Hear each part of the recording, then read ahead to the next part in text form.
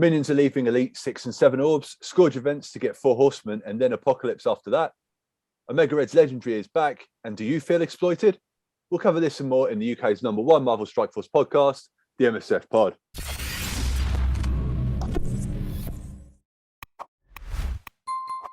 Greetings, Commanders. Welcome to episode 61 of the UK's #1 podcast on Marvel Strike Force, the MSF Pod. This podcast covers everything that's happening in the world of Marvel Strike Force, which is a mobile hero collector game available wherever you play your mobile games. We are the lads from 4Play Gaming. Check out our YouTube channel, youtube.com/4playuk.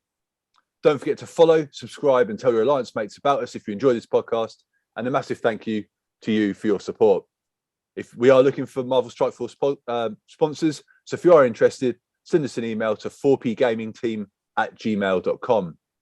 Introducing the crew today, we have the kit man and resident expert in all things Marvel, Digz. How you doing, man? Yeah. You good? Yeah, I hate this intro, man. It's so hard. I was giving it the full D-I-G. Yeah, sorry, I was laughing. That's great. Okay, and the ISO 8 expert on all things ISO, Adam, can't make it today, unfortunately. So he'll be back next week. And my name is Luke. Boom. All right, so first and foremost, mate, did you get any good pulls this week? Any upgrades, red stars? What have you been working on team-wise? I have literally just, as we started the pod, started opening red stars for Brother Voodoo, and got 4 red stars on him on my second opening, which is a rarity for me. That's amazing. So is that like a basic orb or just like? Yeah, just wow. basic red stars. Yeah, I had a couple of. I think I've got 2 Elite 4s. Hang on a second. No, 1 Elite 4 and 1 Elite 5 sort of banked. Sure. Which I'm not going to waste on him, to be honest, because I won't use him that much. Yeah. But yeah, second one, got the old 4-star. I'll take that and run. That's amazing, mate. Yeah, awesome stuff.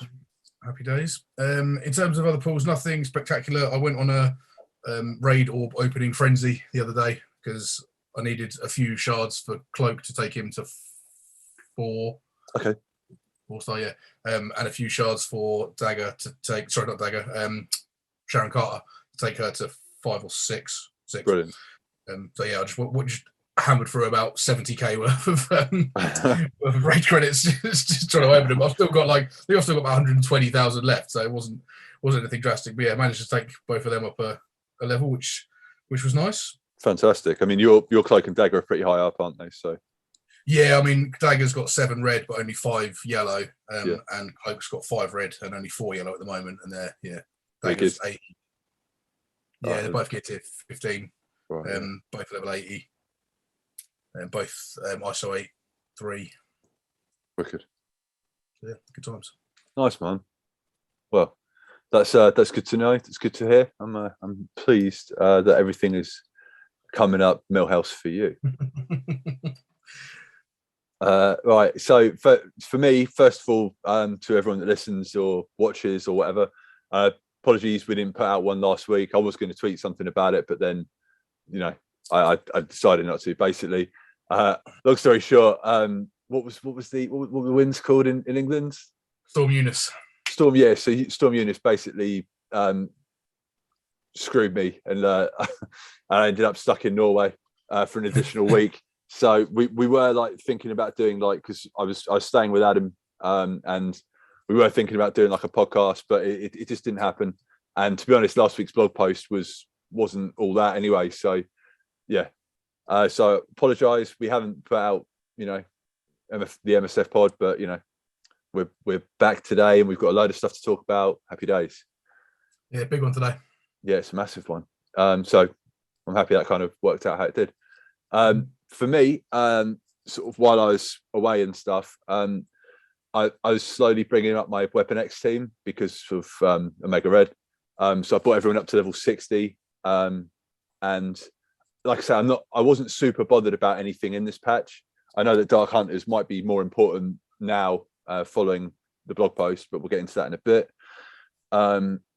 Yeah, and that's been about it for me, really.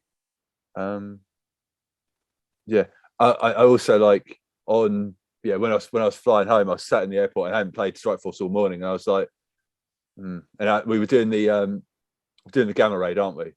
And I was like, Ronin just isn't cutting it for me. So I was like, right, Ultimus is the guy. So I started putting gear into him. I'm like, go on then, big Daddy Ultimus. I mean, he's got to be good. He's like the title character. He's got to be good, right? So no, probably not. So so yeah, he's nearly up to 60 as well. Yeah, you are. But what can you do? I've got the resources banked, so yeah, I might as well throw something at Ultimus. Why not? I hate this raid. It's Yeah, the worst. It's the absolute worst. Oh, just every time I'm like, I suppose I should level up these characters. I'm like, no, I don't want to. Yeah, I can't make. Stop betting the raid. Yeah.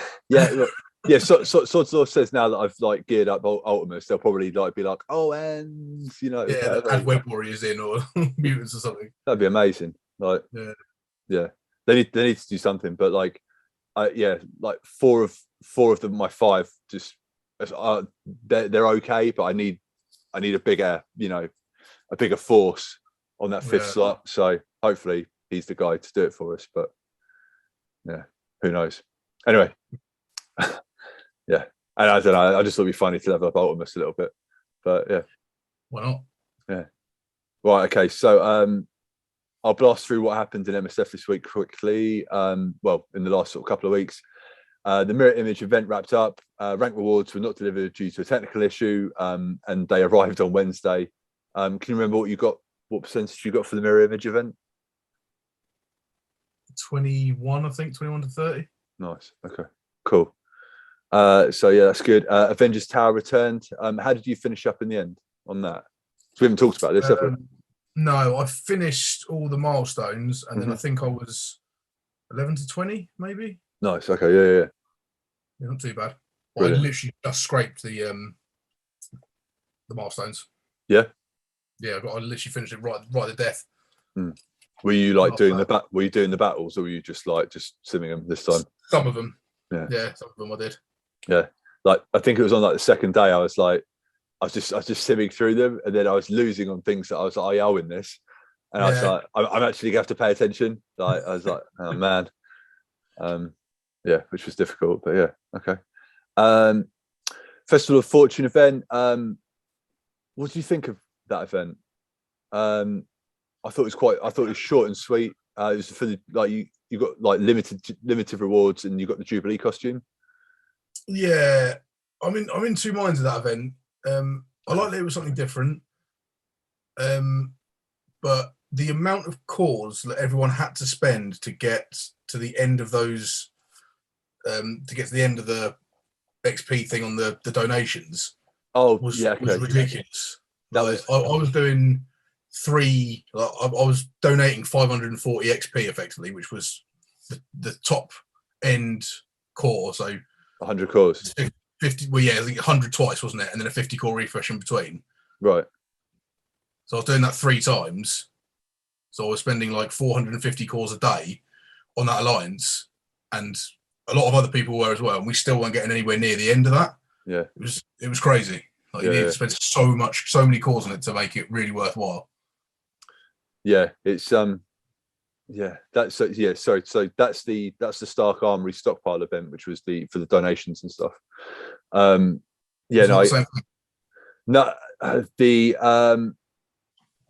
Festival of Fortune event was something else on the side of that, but they were both donations, weren't they? Were they both donation related? It's just the Stark Armory one came into was further down the line, wasn't it? Yeah. So sorry, they were both sort of interlinked somehow. But yeah, you're right. Yeah. So yeah. No, dude, I totally agree with you. I mean, everyone in the alliance, our alliance leader was like, minimum 100 cores a day if you can. If you can't, let me know, and we'll do something about that. And yeah, no, dude, I mean, obviously, I was away, so my ear wasn't as firmly to the ground as it normally was. But from what I can gather, people are not pleased about this event. People have been exploiting this event. People have been cheating this event. And then obviously you get like a percentage, don't you, at the end of it, like a percentage, and they give you gear tier 16 orbs and stuff.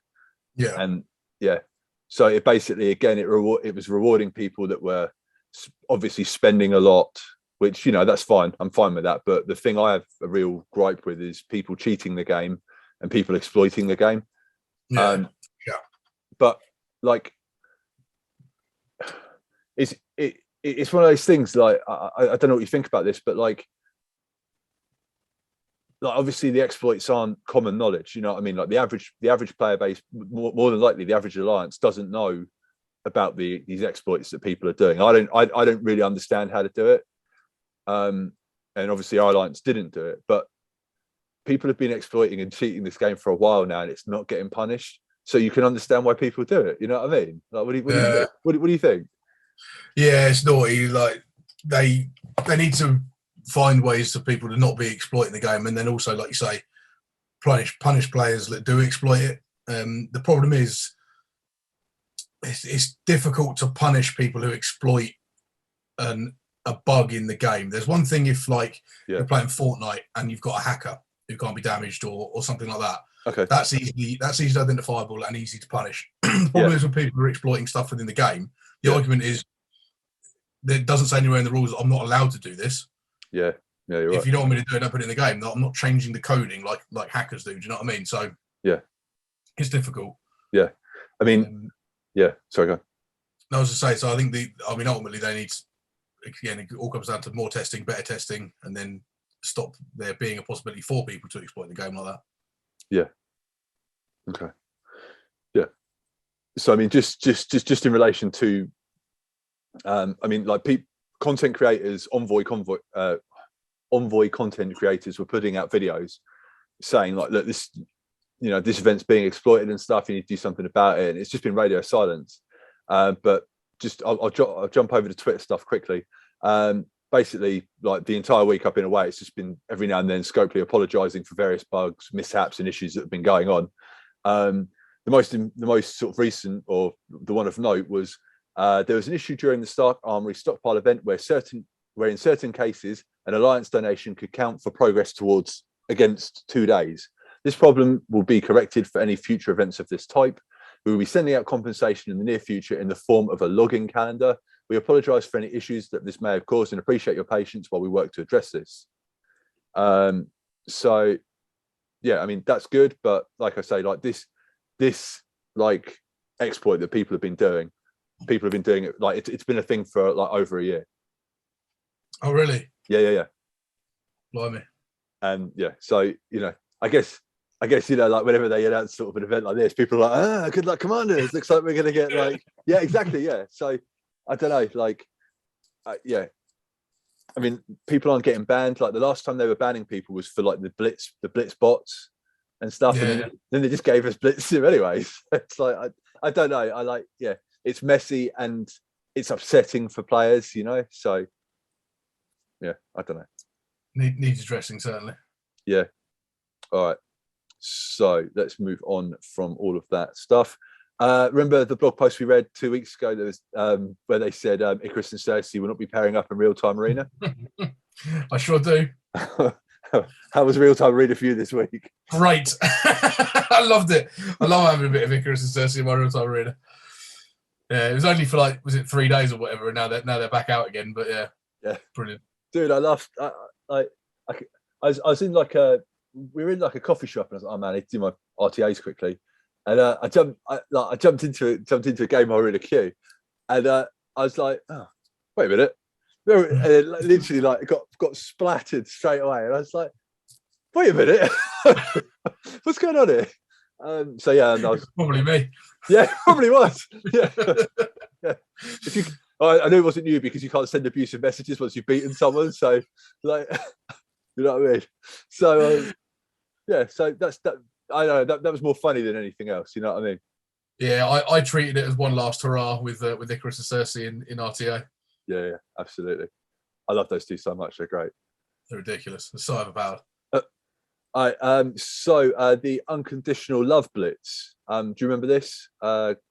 It's not. Yeah, it wasn't this week. Obviously, it's last week. Yeah. And you got like a percentage reward for where you finished with your blitz score and stuff. What do you think of the rewards for that? They were pretty good, weren't they, from memory? I thought they were all right. Yeah, I don't think they were fantastic. But again, I didn't hammer through the blitz as I never do because I hate it. But yeah, I thought they were right. And again, it's nice to do something different in blitz rather than just the usual boring characters that no one's interested in, or a new character. Yeah, that's it. All right, yeah, no, I thought it was good, like, because I mean, a lot of the stuff in that unconditional love orb was like a lot of sort of more recent patch characters, wasn't it? So yeah, I was loving it every time I got a cloak or dagger shard. That was good times. Yeah. I don't know, like it'd be nice to see like something similar to this, like every patch, so you get like a couple of catch-up characters or whatever. That'd be quite cool. Yeah, that'd be nice. Yeah, wicked. All right, so Kate Bishop. Speaking of Blitz, her Blitz is going at the moment. Are you going hard on Kate Bishop? Nope. No, she's a 45 shard unlock, so I'll do enough to unlock her, and then that'll be it. And then she'll sit down in the dregs with the rest of the young Avengers. Brilliant. Okay, cool. All right, so Dr. Voodoo is out and available for purchase. His campaign event, Heroes Haunting, is coming on the 10th of March. So that's cool. Another campaign event. That's it. And then speaking of events, there's an in-game notification of the Infestation event coming. So I guess, what's his name? Pestilence is going to be the first horseman, do you think? I would think so, yeah. Yeah, if we're talking about Infestation and stuff. But yeah, and I mean, we can have a look at that if you want. Like it's in-game now, isn't it? So actually, I saw that the thing was there, but I haven't actually looked at it yet. Let's have a little goosey gander. Yeah. Here it is. It's a milestone event. So a new challenge is on the horizon, and it's time to power up your roster with 2 limited time milestones that reward character shards, gear, and resources. And here's how it works. So the Infestation incoming milestone: battle in arena, win blitz, and spend campaign and isolate energy to earn progress towards a milestone that rewards select Dark Hunter and Spider Punk character shards. Mm-hmm. So I'm assuming you'd like to assume that'd be the new characters, right? But who knows? It's literally just Spider Punk. What about Dark Hunter? Dark Hunter is. You can have a look at the milestones as well. Sweet.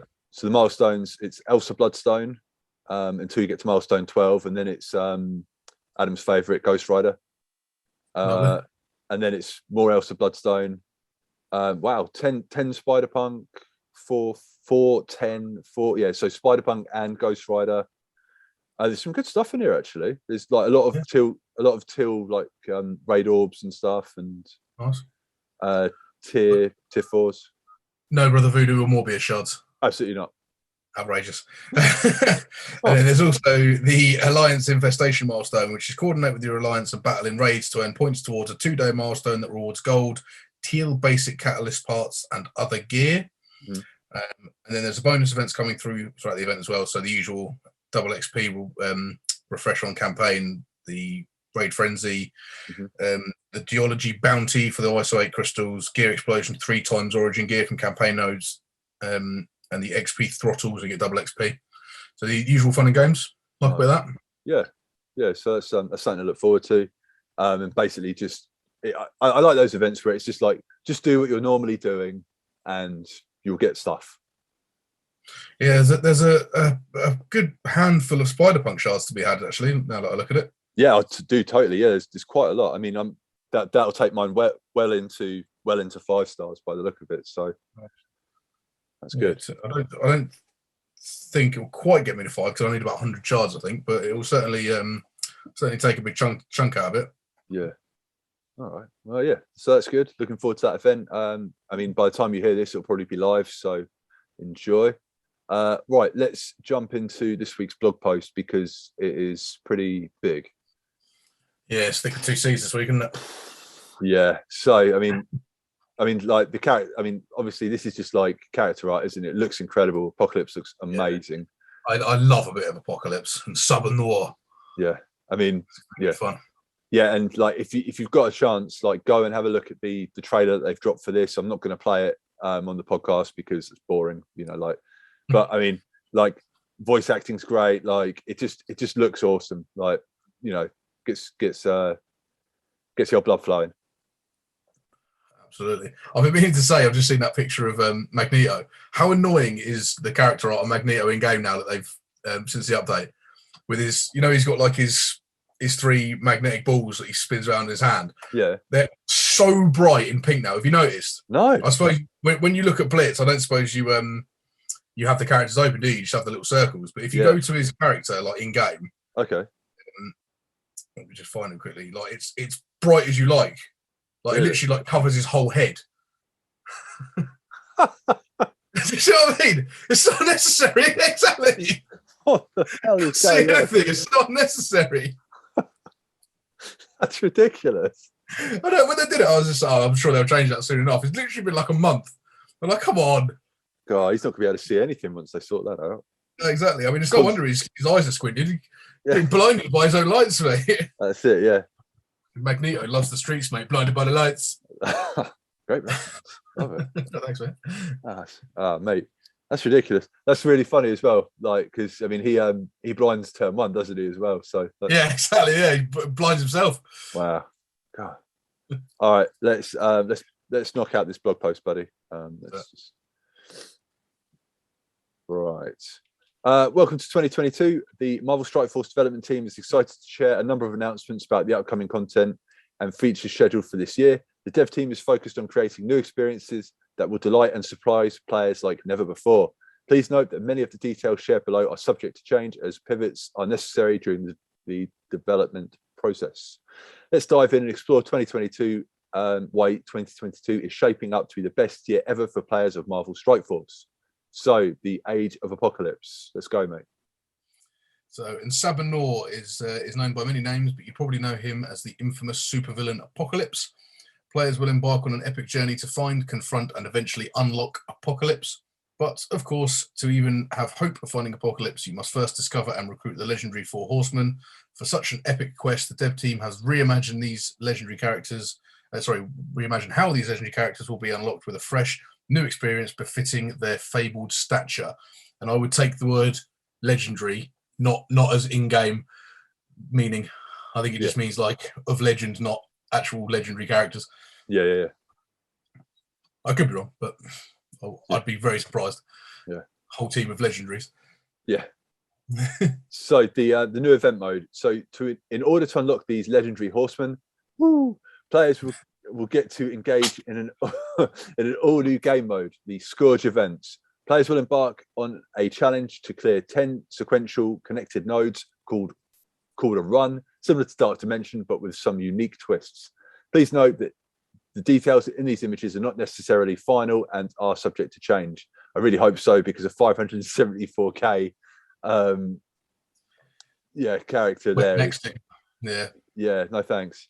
That's node 1. Yeah. Good luck, commanders. So I mean, this is Pestilence. So yeah, in theory, they're going to be the first horseman we're going for. I mean, this is. Sorry, go on. As I say, you would assume it's got to be Pestilence. Yeah, I mean, there's a strike time available, and they do go into this game mode and stuff, and you can, from what I can understand, you can like set difficulties and stuff. Is this that mode? Yeah, so you can set different difficulties. I think if you scroll up a touch, it says difficulty 5 at the top of this image. Yeah, there you go. okay, Pestilence difficulty 5, and then you can also set. Yeah. You can also set. What will they call them? Scourges.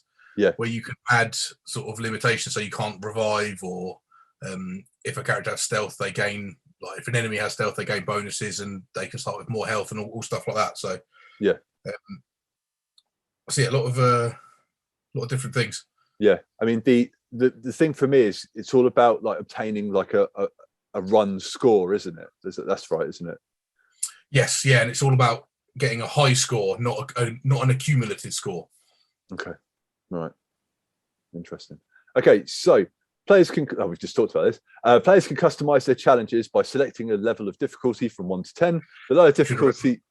Yeah, well, we kind of put the cart before the horse in this case, but sorry guys, I'm going to read through it anyway. The lower difficulty allows players to use a broader range of characters, while higher difficulties will narrow the character traits that can be used. For the first Scourge event, players engaging in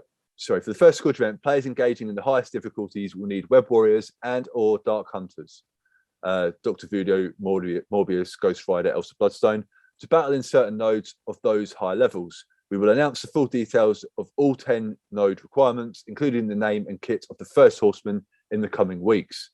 So that says to me, you're going to have to build these guys as high as possible, right?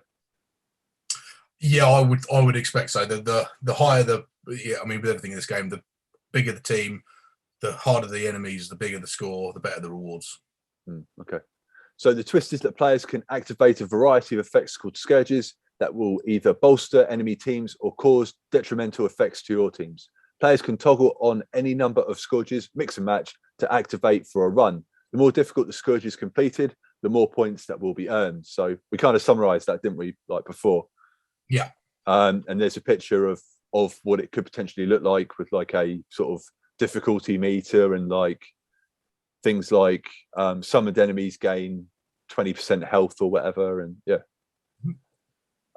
So do you want to read this bit, mate? Sure thing. So Scourge Events will be active for 10 days on their initial introduction, then 5 days for each subsequent time it repeats.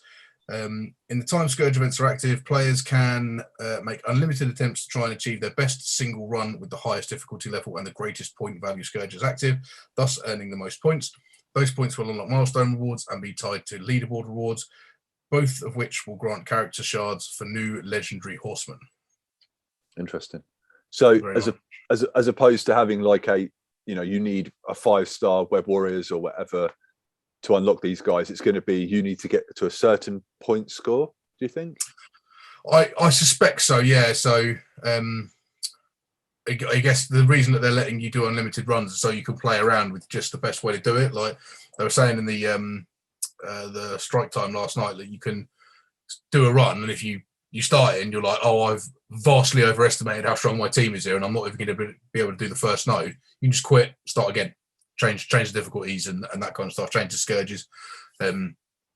So I guess it's going to be a bit of a trial and error and being like, right, I'll see if I can do this. And if you get to the end, you'll be like, right, okay, I've done that was easy or whatever, and then up the difficulty. And if you like, maybe if you just scrape the last thing, you'd be like, right, that's probably as best I can do, but there's no harm in you then just like, I don't know, let's just add a couple of Scourges that might not affect it. Like if you're not using a healer and there's a Scourge that prevents revives, for argument's sake, then you may as well stick it on and just get those extra points. So like I say, it's going to be, I think it'll be, if you want it to be, you could end up spending a lot of time trying to get your best score by playing around.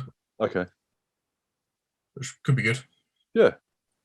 Yeah, interesting. And yeah, again, that's sort of summarized here, isn't it? At any point in your run, you have the option of starting over. Resetting the run will clear the progress made on the nodes and set your characters to full health. The players' teams will heal after completing or resetting a run, so you don't need to wait 24 hours like in Doctor Mention. So it's literally just like, yeah, like you say, just adapting, changing, you know, seeing what you can do to get through it. Yep, exactly that. All right. So that image of Pestilence, Mm-hmm. do you reckon it's just going to be, they're not going to use one of the other characters that's become Pestilence in the past? I reckon that's going to actually just be the first Pestilence. Yeah. I think the first time they, I think in that strike time, I think they mentioned that they're working with Marvel again to create 4 new characters. Oh, really? Yeah, I'm pretty sure they said that. It's not going to be like what we thought. Like, you know, they're going to have like Psylocke and Angel or whatever. You know, it's good. They're literally going to be War, Pestilence, Death, or whatever it is. You know. Yeah, because that was the initial iteration of the 4 Horsemen. That's who they were. They were War, Pestilence, Famine, and Death. And they weren't related to other characters. And then as time went on, and different universes and all that kind of stuff, and people took over those mantles. Like Archangel took over Death, and like you say, Psylocke took over Pestilence, I think. But yeah, no, I think, like you say, maybe they did say it and I subconsciously heard it, and that's why I'm thinking that. But yeah, that image and what they've said, I think they are going to be standalone characters, not like other characters filling in those roles. Yeah. So yeah, it says here, the Scourge events for each of the legendary 4 horsemen will be released individually and gradually over the course of 2022. Those 4 events will lead up to a series of challenges different than the Scourge events featuring Apocalypse, which will require that you unlock all 4 horsemen and some additional requirements to add him to your roster. So like you said, I think before we recorded, it's going to be a long, drawn-out process to get arguably the best character in the game. Yeah, I'm really, really excited to see what they're going to do with Apocalypse and his thing. I don't know if I'll be disappointed. I suppose it depends what else they do with him. But in my mind, I'm hoping that they give him, like they did with Thanos, a set of abilities. But then if he's paired with all 4 of the Horsemen, he gets a whole new set of abilities, becomes empowered, however they want to work it, because it seems silly to not do that. Yeah. You know what I mean, when you've got the opportunity to do it, it seems silly to not to. Yeah, no, absolutely, mate. You're right. And then, like we said a second ago, I think you figured out who all the four horsemen are. I think, again, working closely with Marvel Entertainment, we've written and developed a new take on the story of Apocalypse and the identities of the four horsemen specifically for Marvel Strike Force. It could be anyone. Oh. So, I don't know. We'll see. Well, indeed. But yeah, and there's like a full scale page on the website just devoted now to Age of Apocalypse, which is pretty cool. Right. So marvelstrikeforce.com and msf.gg. Do you want to hit this? Sure. So speaking of websites, there are some big updates currently in the works for marvelstrikeforce.com.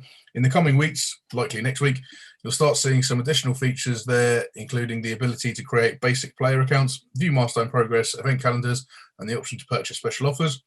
There are even more features planned for later in the year, and we'll keep you posted on those. And yes, we still have the intention to follow through on the development of the API to eventually allow importing of player profiles from marvelstrikeforce.com and msf.gg.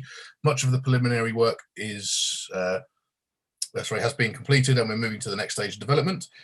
And we also recently made an announcement that the community-created website msf.gg, along with its creators, is now officially part of Scopely and Balanced Entertainment.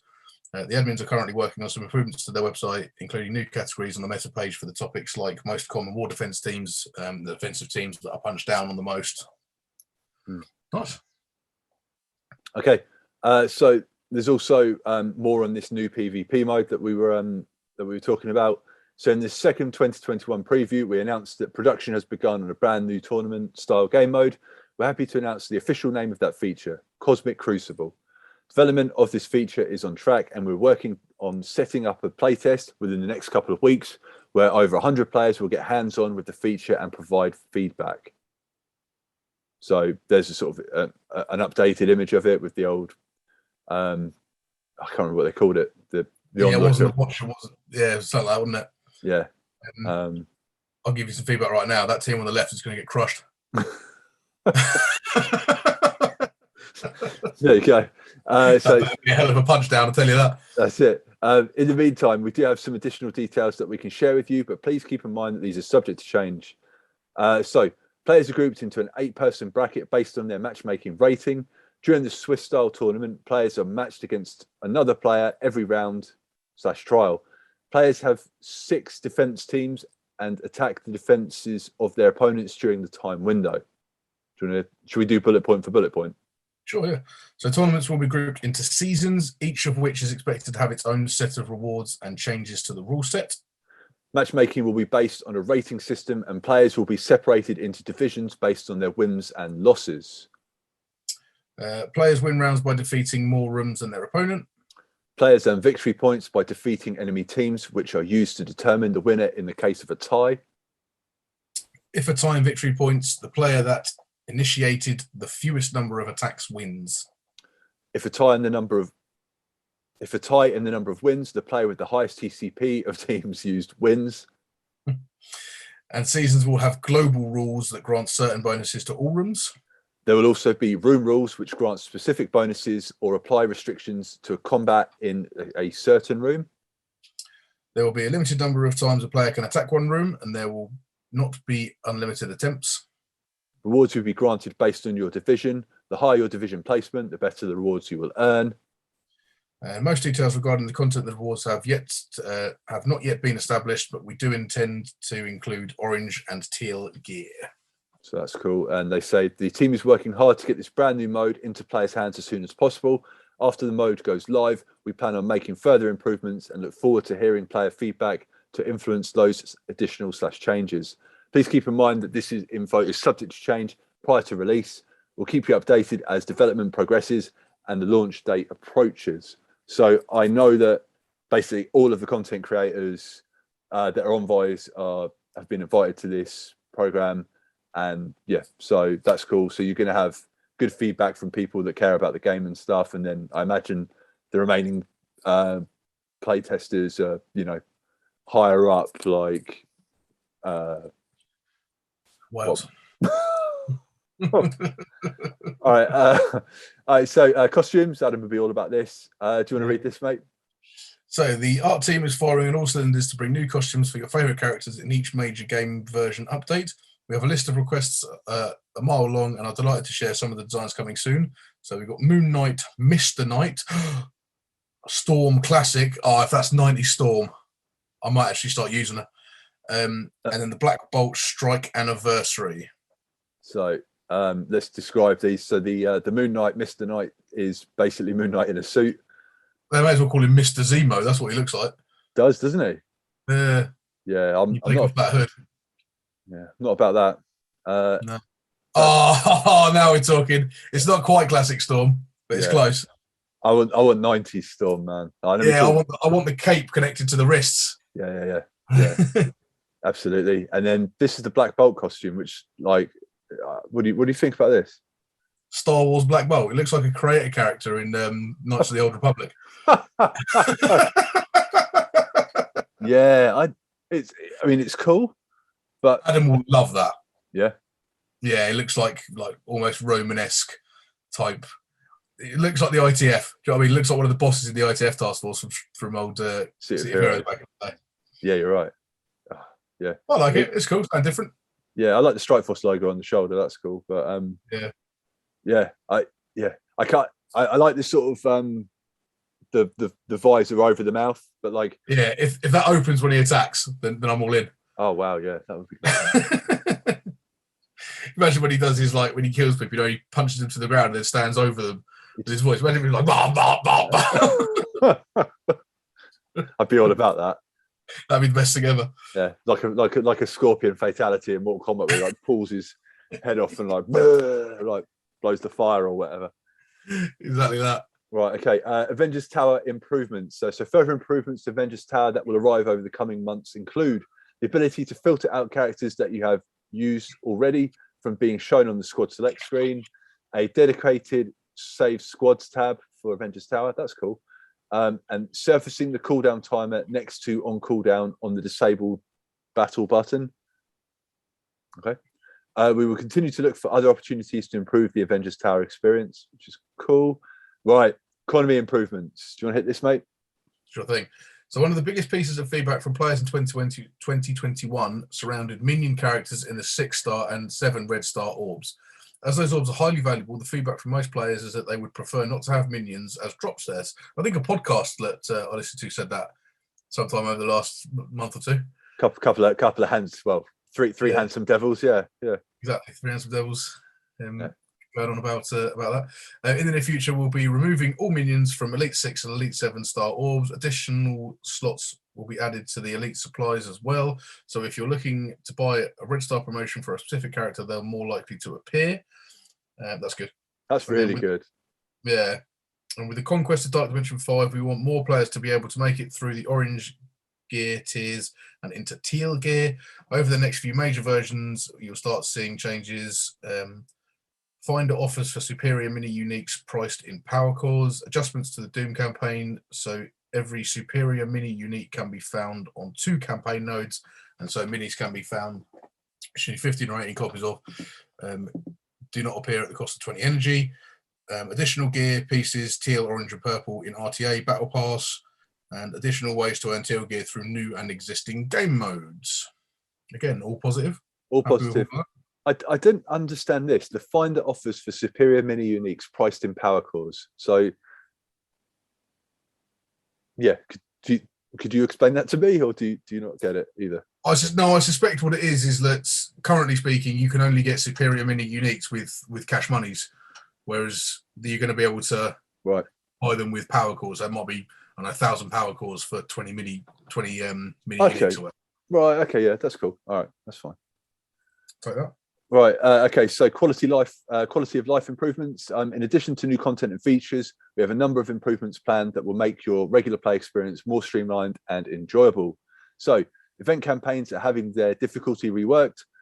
As a large number of commanders have grown stronger over the years, the hard difficulty of our event campaigns have become a bit trivial for them. We want to ensure that our events continue to be fun and engaging experiences for all levels of players. To do that, we're condensing the current medium and easy into one new easy difficulty and moving the current hard missions down to take medium's place. A new, more challenging difficulty curve with new rewards will now be at the top above the current hard. If your team isn't quite ready to tackle this new challenge, there's no need to worry, as the rewards for hard aren't changing as part of this rework. If you complete these new missions, you'll still earn the first time rewards for the hard missions, so there's no need to play both. We'll have more details on the new top end difficulty and the related rewards soon. You okay with that? Very okay with that, yeah. That's the only problem with the story campaigns, is they're so easy. You just blitz through them and then it's just auto constantly. So adding a new difficulty to get more rewards makes perfect. I mean, it's inevitable really. You make better characters and increase levels and gear tiers, you need to increase difficulty. Absolutely. Okay, so quick alliance option active at level 50 to allow you to reach the alliance management and alliance donation screens without having to load the helicarrier screen first, which is good. Advanced option to hide save squads that do not contain characters that can be used in the event or mission you're selecting a squad for. Auto battle will toggle on if raid battles are left idle for a significant fraction of a minute. So this feature can be disabled in the advanced setting menu. So if you're like, I don't know, if you're doing like smashing Ultima 7 or something, and like, you know, yeah, mate, it's happened to me. I'm sure it's happened to you when you're autoing something. Like, yeah, usually when I'm at work, yeah, I'm trying to sneak in a raid battle, and then the inevitable someone comes to my office to ask me the name question, and the phone goes straight in the pocket, and then it gets forgotten. So yeah, that'd be handy. Yeah, that's great. So yeah, I mean that's good. So I mean, even if you, yeah, like you said, like you get distracted or something, auto takes over and happy days. So that's good. Updated in the rewards for achievements, linked to login days. Login X days, and extended these improvements login achievements into the future. They're going to expand the ability to equip all gear to lower level players, and filter the roster by non-minion. So yeah.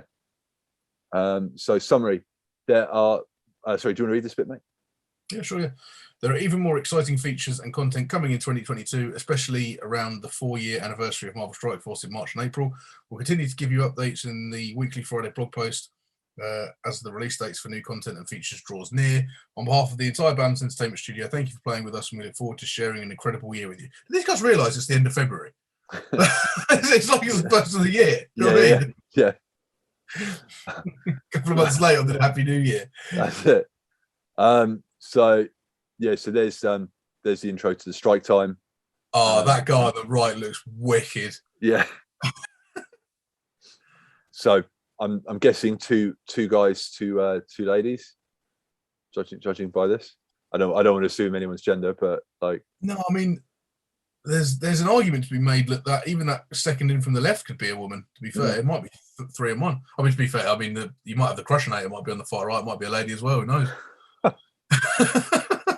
Oh mate, I tell you what, just thinking about that, I would love a Futurama like hero collector.